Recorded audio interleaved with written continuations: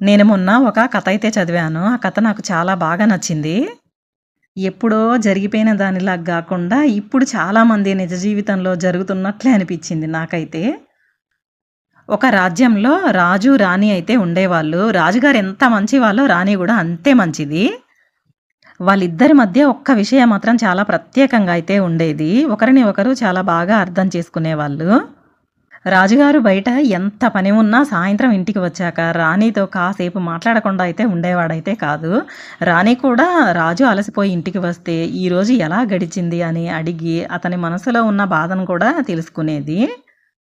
వాళ్ళిద్దరూ ఎప్పుడూ ఒకరి మీద ఒకరు గొప్పలైతే చెప్పుకునే వాళ్ళైతే కాదు. కానీ వాళ్ళ అన్యోన్యత చూసిన వాళ్ళందరూ మాత్రం ఇలాంటి భార్యాభర్తలు ఉంటారా అని ఆశ్చర్యపోయేవాళ్ళు.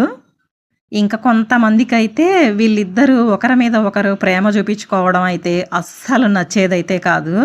ఇంకా కొంతమందికైతే అబ్బా! ఇవాల్టి రోజుల్లో ఇంత ప్రేమగా ఉండడం ఏంటనైతే అనేవాళ్ళు. ఇంకా మరికొందరైతే రాణి రాజుని చాలా గారాబం చేస్తుంది. అందుకే రాజు ఆమె మాటే వింటడు అనైతే అనేవాళ్ళు. ఇంకొందరైతే మా ఇంట్లో అయితే భర్తతో ఇంత చనువుగా ఉంటే ఒప్పుకోరమ్మా అంటూ మాటలైతే అనేవాళ్ళు. వీళ్ళందరూ అనుకునే మాటలు రాణికి కూడా తెలుసు. అయితే ఒకరోజు రాణి రాజుగారితో ఇట్లా అయితే అడుగుతుంది.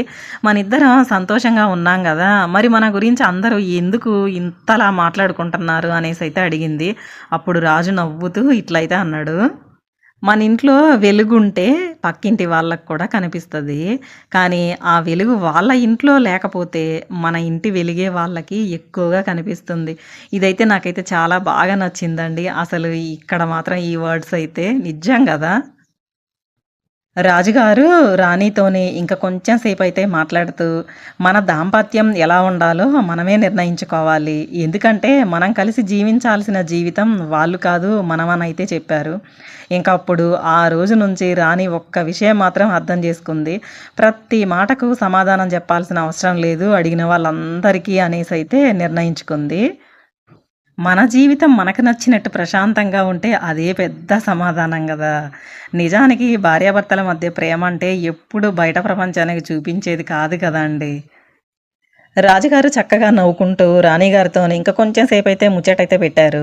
ఒకరు అలసిపోతే ఇంకొకరు అర్థం చేసుకోవడం, ఒకరు బాధపడితే ఇంకొకరు ఓదార్చడం, చిన్న చిన్న విషయాల్లో ఒకరినొకరు గౌరవించుకోవడం అదే అసలైన దాంపత్యం గదా! అనైతే చెప్పిండ్రు.